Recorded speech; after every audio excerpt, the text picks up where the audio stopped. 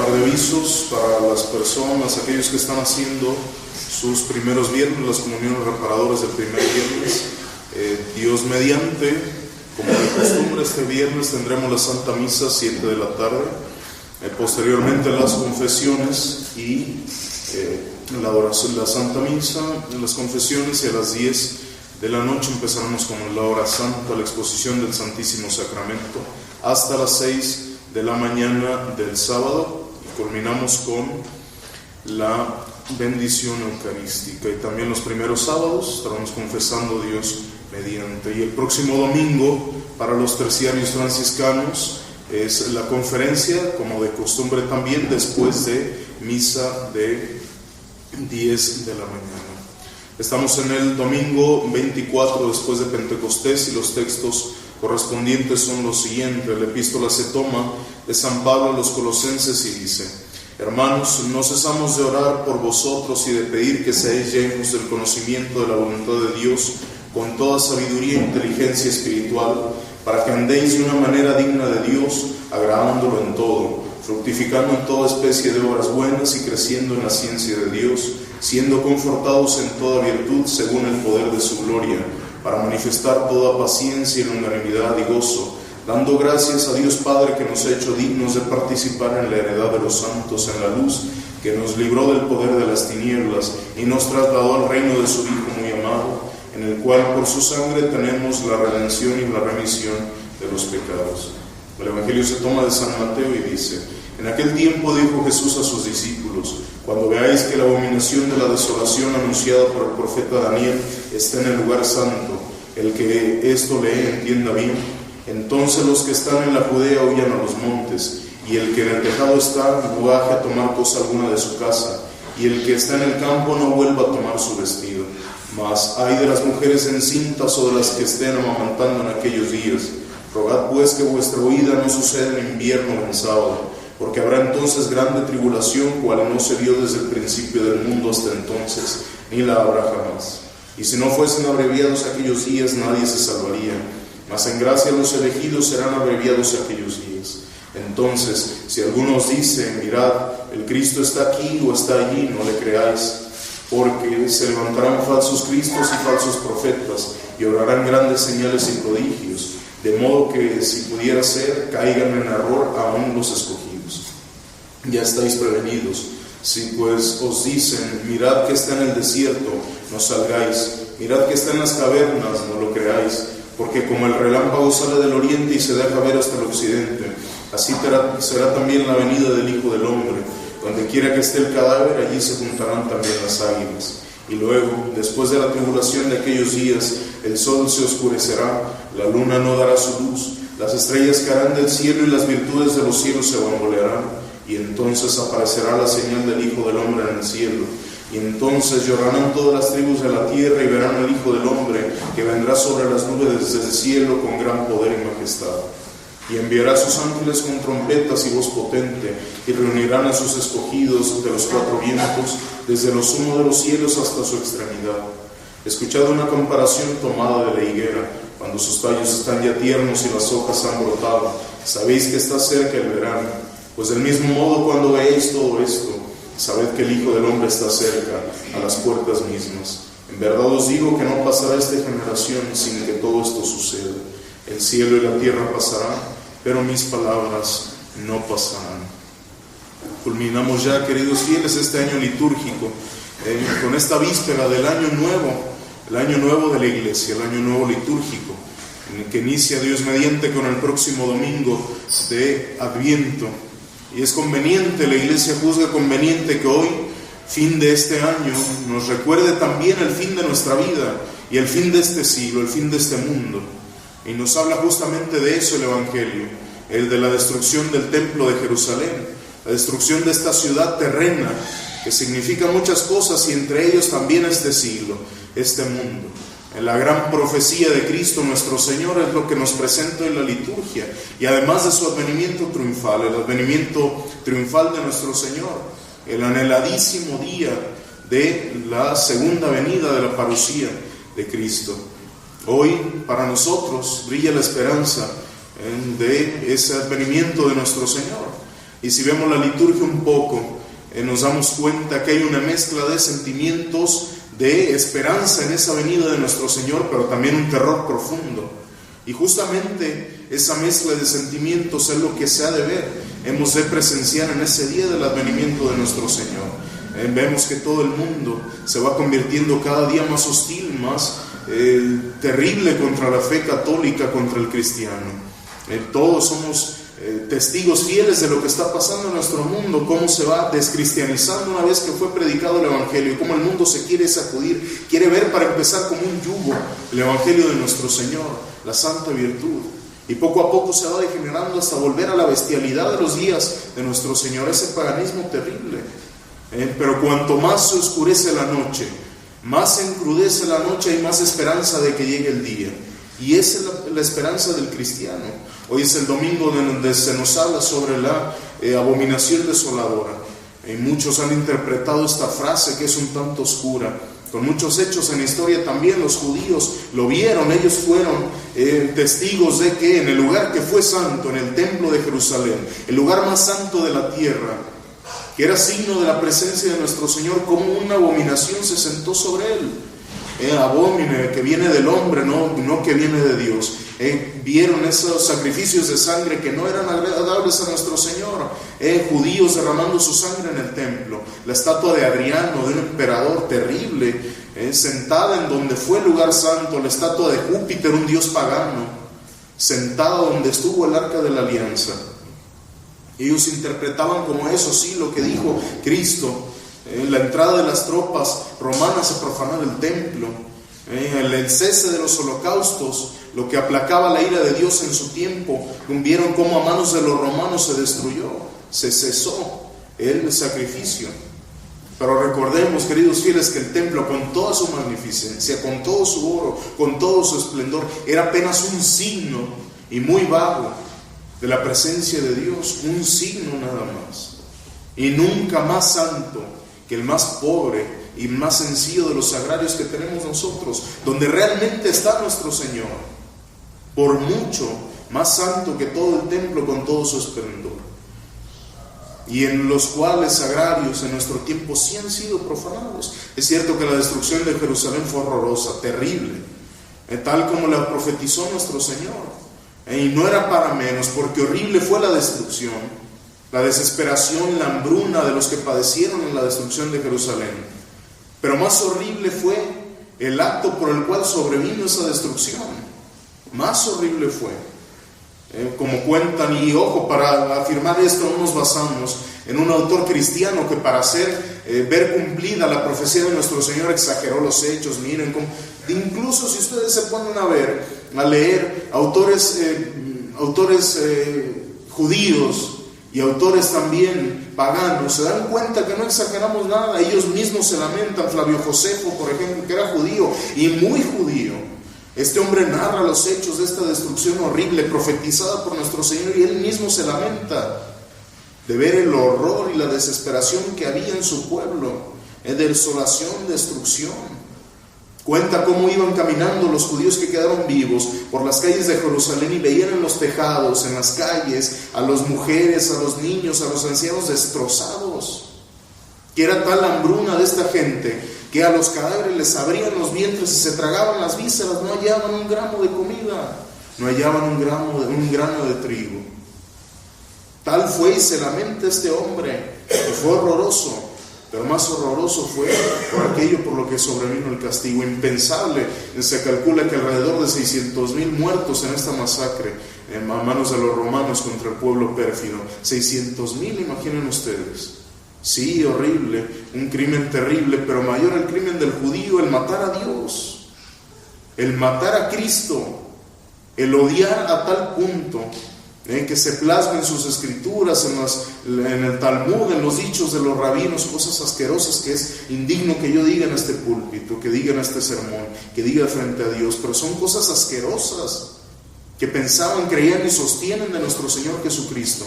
Pues cómo no iban a ser castigados aquellos que odiaron tanto a Cristo, aquellos que mataron y odiaron al que tanto les amó. Justísimo era ese castigo, y es más, incluso hubo misericordia en ese castigo de nuestro Señor.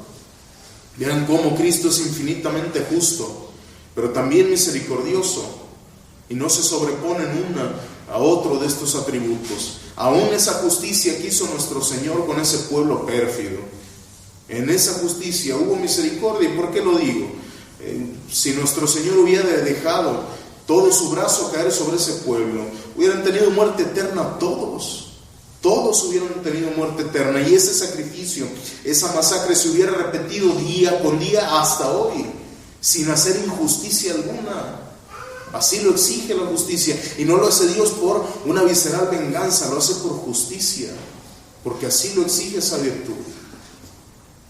Y si Dios no hubiera recortado esos días, dice la Sagrada Escritura, ninguna carne se hubiera salvado. ¿Qué quiere decir ninguna carne? Dice San Juan Crisóstomo que la Escritura se refiere a los judíos, a los hombres. A la carne se refiere a los judíos. Nadie se hubiera salvado si Dios no hubiera detenido ese brazo romano. ¿Por qué lo detuvo nuestro Señor? Por amor a los escogidos.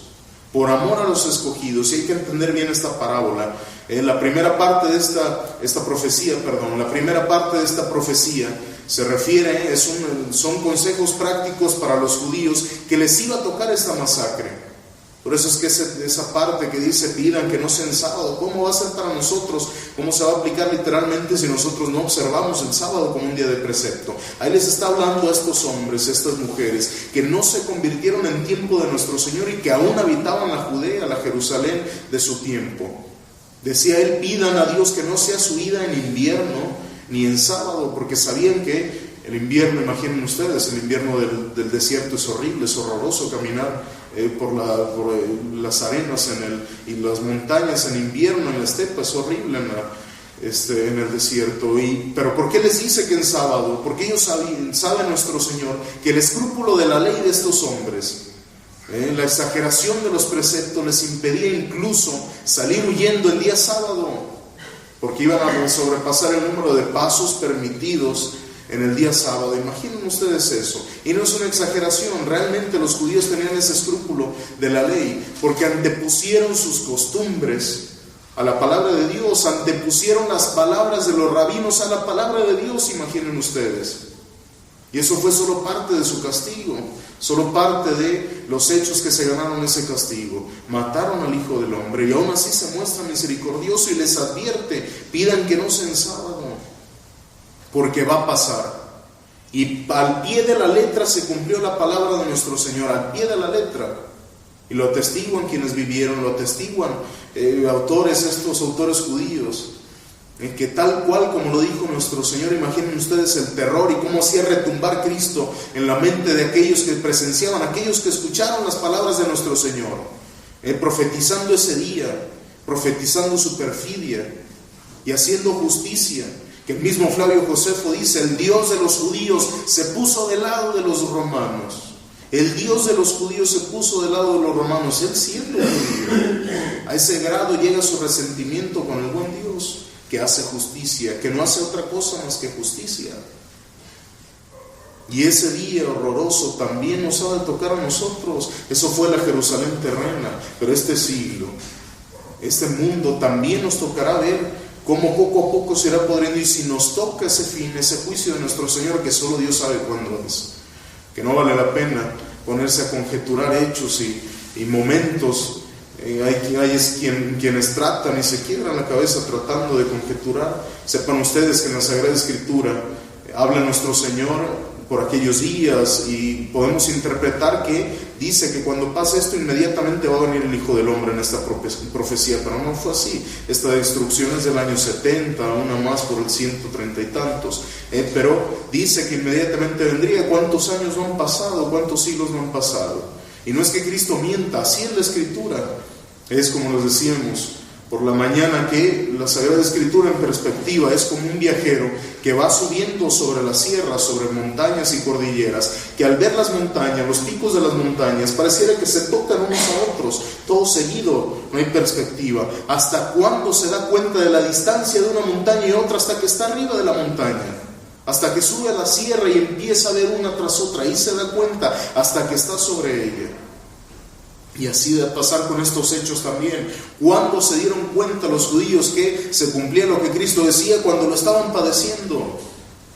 cuando lo padecía injustamente, pero aún así, con todo nuestro Señor se muestra misericordioso, con los fieles a su fe santa, con los fieles a su fe santa.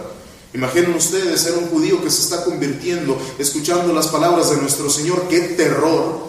Saber que este hombre, que confirma sus palabras con milagros, que tiene una voz poderosa, dadora de vida, cuando profetiza eso, claro que estamos seguros de que es verdad y que va a pasar, pero qué incertidumbre de no saber, sí, la de no saber si va a ser hoy, mañana, en un momento más.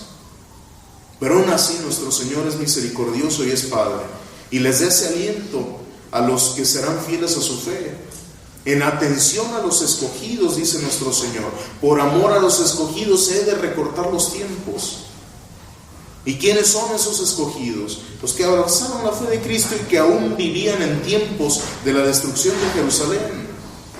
Nuestro Señor, previniendo en su sabiduría infinita que los hebreos iban a querer culpar a los cristianos de los males que padecieron, alegando que ese castigo les vino de Yahvé, por razón de que se había predicado el Evangelio, por razón de que se adoraba a Cristo. Y nuestro Señor, previniendo eso, les deja en claro que no solamente no son los culpables los cristianos de ese castigo, sino más bien que de no ser por ellos, de no ser por los cristianos, hubieran sido todos eliminados hasta la raíz. Todos los judíos eliminados hasta la raíz.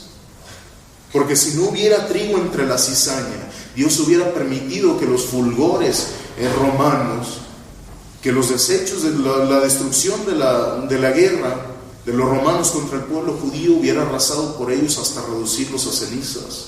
Y no solamente de la Jerusalén, sino de todo el imperio. Y nuestro Señor, en atención a esos escogidos, en atención a aquellos fieles a su santa fe, redujo los tiempos y detuvo el brazo romano. Y en atención a aquellos judíos que se iban a convertir a la fe católica. Así es nuestro Señor, qué fineza en dar ese consuelo a sus hijos, a los que le amaban, a los que le seguían. Por eso nuestro Señor así obra, queridos fieles, así obra de esa manera. Y solo Dios sabe, realmente solo Dios sabe cuándo ha de pasar. Cuándo ha de pasar esa tribulación que también puede que nos toque, puede que no. Pero lo cierto es que si hoy o mañana no es el día del juicio de Dios, puede ser el juicio mío, el juicio personal. El juicio que va a fijar para toda la eternidad cómo va a quedar mi alma, el estado de mi alma. Hoy mismo, esta noche puede ser. Y eso tiene que preocuparnos aún más. Aún más. ¿Cómo va a quedar? Porque de ese juicio personal al juicio universal hay nada, se acabó, no podemos hacer nada. De esa sentencia que dicta nuestro Señor después de nuestra muerte, a cuando se haga pública no podemos hacer nada. ¿Cuál arrepentimiento? ¿Cuál? Nada se puede hacer. Y qué vergüenza pensar y saber que los demás tienen un buen concepto de venir al padre tal, la hermana tal, don tal, la señora tal. Qué buenos eran. Y en el juicio final, en la declaración pública, en la sentencia pública, nos damos cuenta de la porquería que había en mí y en ustedes, porque yo voy a saber de todos y cada uno la sentencia que Dios les dio, y viceversa, también ustedes mía. Qué vergüenza ante los demás, pero qué pena ante nuestro Señor, ante un Dios tan amoroso, tan omnipotente, que se ha reducido hasta hacerse hombre, verse tan despreciado. Qué pena con el buen Dios. Por eso vivamos de tal forma, queridos fieles, que anhelemos el día del advenimiento de nuestro Señor. Anhelar el día del juicio, ojo, anhelar el día del juicio final, como lo hacían los primeros cristianos, los primeros convertidos a la fe, viendo a Cristo tan perseguido en ellos, en la fe católica, viendo tan perseguido a nuestro Señor, tan ultrajado, anhelaban el día en que viniera Cristo revestido de gloria. ¿Cuándo vas a hacer justicia, Señor? Y fíjense ustedes, cada día que pasaba y Cristo no venía, se lamentaban, lloraban: Señor, ¿por qué te tardaste otro día? Hay que compararnos, contrastarnos con ellos. ¿Acaso yo anhelo eso? Anhelo ese día, porque si vivo mal, si no vivo en gracia, si no vivo una vida devota, si no hay vida espiritual en mí, va a ser un día que no anhelo ni un gramo, para nada. ¿Por qué voy a anhelar el día en que Dios va a venir a condenarme? ¿Por qué voy a anhelar? Más le convendría a quien no vive en gracia, que no lleva una vida sacramental, una vida devota. Más le convendría decir: Señor, no vengas nunca, porque cuando vengas vas a hacer justicia y a mí no me conviene. Eso es una impiedad tremenda, tremenda, terrible. Por eso sepamos imitar a esos primeros cristianos que vivían una vida terrible, sí, una vida de penumbras, una vida debajo de la tierra. Imaginen ustedes, pues a ese punto estamos llegando, reducida la fe católica, una fe doméstica, a las catacumbas prácticamente, vacíos los sagrarios del Cristo, del verdadero Cristo, vacíos de la presencia de nuestro Señor. Estamos volviendo a ese punto en el que el mundo era pagano y renuevo, pero aún con el agravante de que ya fue predicado el Evangelio. El mundo en las tinieblas, que jamás había escuchado de Cristo, alguna clase de justificación, de alguna forma minoraba su mal, pero hoy el mundo conoce a Cristo. Hoy el mundo escuchó el Evangelio y peor aún lo desprecia. Esos tiempos nos ha tocado vivir. Y que nosotros, los hijos de Dios, los verdaderos católicos, no vivamos pidiendo que venga Cristo a hacer justicia. Es señal de que estamos mal, queridos fieles, en la calle. Por eso empecemos a analizar nuestra alma y sepamos que si mañana es nuestro juicio, pensemos todos los días lo que tanto decimos y decimos, porque eso es una máxima de la vida del cristiano, una meditación necesaria de todos los días. Mi juicio personal, que puede ser hoy mismo, esta noche, hoy mismo. Y si mañana es la venida de nuestro Señor, si mañana sucede, imaginen ustedes cómo voy a tener: ya vino Cristo, bueno, me voy a poner a hincarme, a llorar y a arrepentirme unos minutos, toda una vida de pecados. ¿Cómo va a ser contrapeso eso? Es imposible, es imposible. Por eso vivamos de esa manera, suframos, privémonos, recemos, obremos, con una firme esperanza del advenimiento de nuestro Señor. Con esa firme esperanza, y vivamos de tal forma que la venida de nuestro Señor, el advenimiento como juez, sea un motivo de alegría para nosotros, de suspirar por ese día. ¿Cómo? Viviendo santamente. Cuando venga a hacer justicia a nuestro Señor, que lo haga con nosotros también, que le haga con nosotros, que no seamos de esos detractores de la iglesia y de esos perseguidores de Cristo, que se burlan de aquellos que quieren ganarse la corona de la santidad, de una vida santa, de una vida piadosa. Por eso vivamos de tal manera que anhelemos, les repito, constantemente el advenimiento de nuestro Señor, y que podamos repetir con el alma: ven, Señor, ven a hacer justicia, ven a exaltar a tu iglesia. Esa debe ser la verdadera exaltación de la iglesia en el cielo, porque este mundo desprecia profundamente a la iglesia. En lo que antes era virtud, ahora es algo despreciable, es opresión. Así vive el mundo, así quiere pensar, pues que piense lo que quiera, que haga lo que quiera, que Dios ha de venir a hacer justicia. Así lo exige la natural justicia, así lo exige la virtud de la justicia, que Dios venga a exaltar a su Santa Madre, a su Santa Iglesia en el cielo, a levantar a aquellos oprimidos y a juzgar y a condenar a aquellos que le han perseguido.